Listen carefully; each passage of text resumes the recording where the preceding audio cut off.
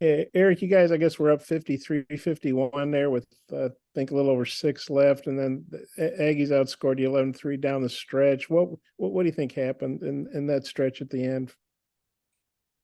Well, we haven't been very good closing on the road at all, Bob. It's been we've lost a tremendous amount of close games. So closing has been an issue for this group. It started at the end of the half when Hefner hit the three, and then they came out and knocked down threes to start the second half. And then our shot selection, our passing was poor late game. 1 of 10 from three in the second half. And then, we shoot 50% from the foul line in a close game. That's not a recipe to win a game. And then we gave up, 6 of 12 from three for them. And, I've said it all year long, if we don't guard the three, we're not going to win games. And,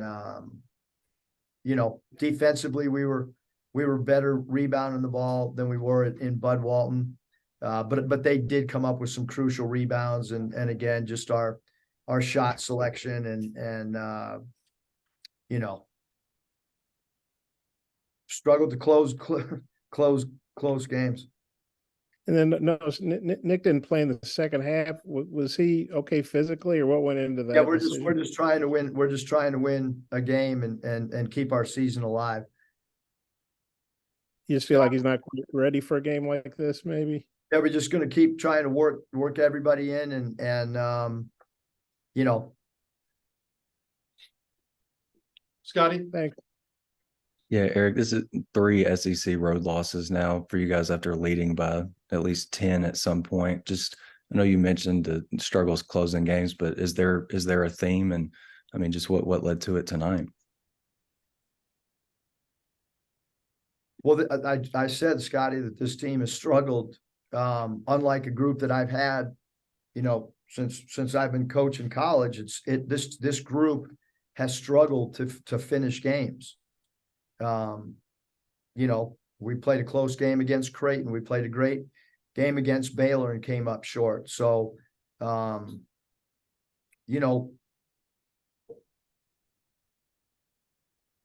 mean, it is. I don't know how to explain it. We have not played good. I just explained everything. We gave up 6 of 12 from three. We went 1 of 10 from three in the second half. So we went 1 of 10 from three in the second half. They hit a 3 at the end of the half, and then they hit 2 or 3 early in the second half, and therefore you're going to lose the basketball game. Curtis.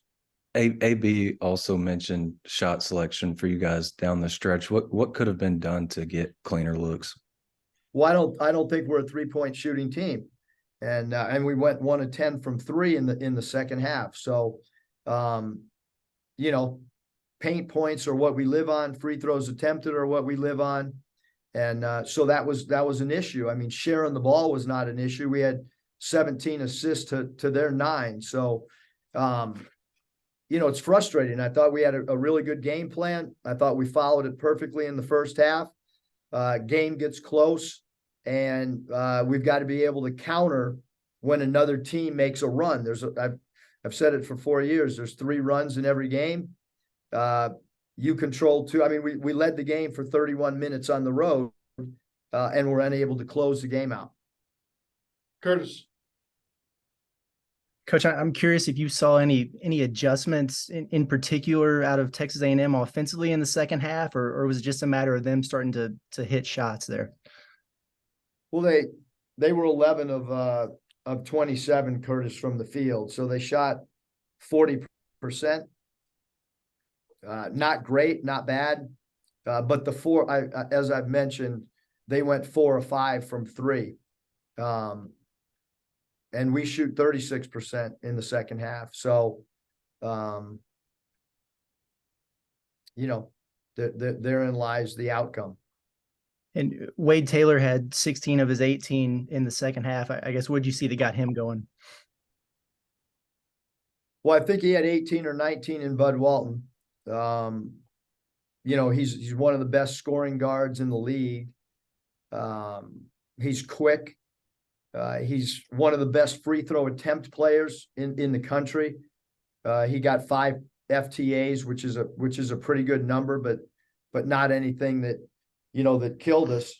Again, his 3-point, I mean, his 3 for 5 from 3 really hurt us. They made 6 threes and he made 3 of them. So his deep 3-point shots, I thought, affected the game tremendously. Hutch. Coach, it seemed like Devo had a pretty nice bounce back game, but maybe struggled a little bit there down the stretch. Just how would you assess his overall performance tonight? Yeah, I mean, there's no question that our entire team struggled the last 5 minutes of the game and most of the second half. We'll have a quick turnaround, so we'll take some questions on Florida. Bob. Yeah, Eric, I don't know if you heard, Florida announced Castleton broke his hand, so he's out. How do you see that impacting the game and what that does to Florida?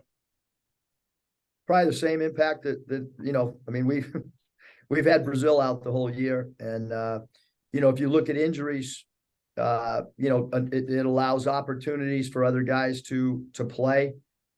Florida played a really good last 15 minutes of the game today against Ole Miss. Todd Golden's a very good coach. They have a talented roster. Somebody else will get an opportunity, and their style of play, I thought in the second half tonight, you know, they adjusted really well. They still have a big guy inside in number 33, who's a big, strong player. And they'll have a little bit more probably perimeter players on Saturday.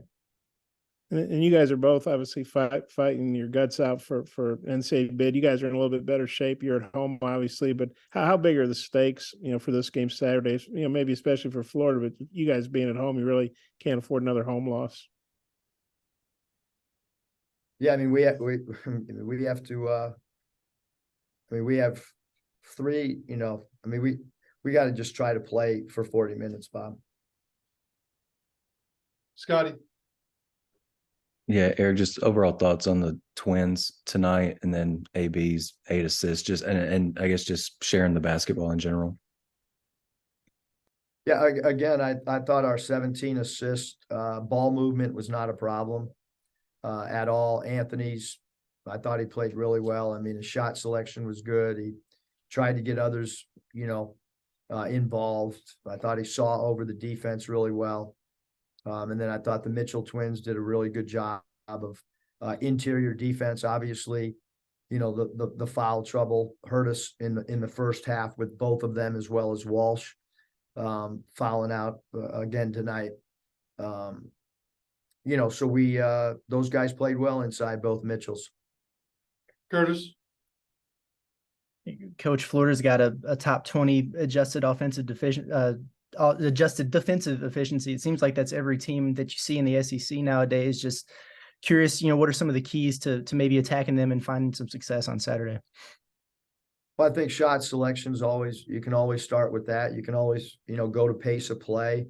And you're right, every night. I mean, I told the staff before the game, every night it seems like they come in and we tell the team that we're facing one of the nation's best defensive teams. So, you know, I mentioned Todd Golden. I got tremendous respect for him. He's a coach that comes from the St. Mary's tree of Randy Bennett.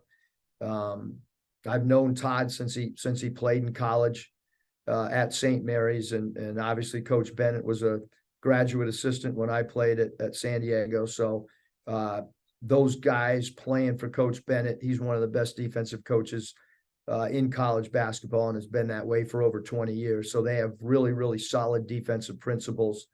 And they're definitely, Florida's a hard team to score on. Hutch. Yeah, Coach, after a couple of tough losses and with 5 games left, how confident are you that this group can get back on track?